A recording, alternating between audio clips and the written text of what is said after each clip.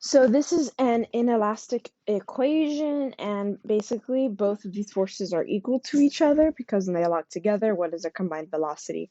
So we have here on the left side, it's the initial velocity.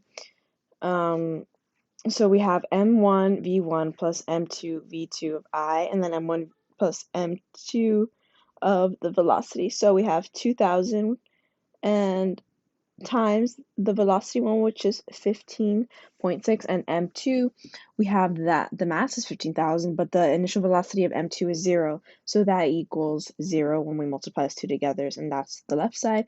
And the right side is m1 plus m2 is times the velocity, and we're trying to find is what that second velocity would be. So we have 1,200 plus 1,500. Now we isolate all the numbers so that the v is left on one side. We have v equals 12,000 times 1,200 times 15.6 divided by 2,700, and the answer is 6.93 meters per second, which is closest to 6.9.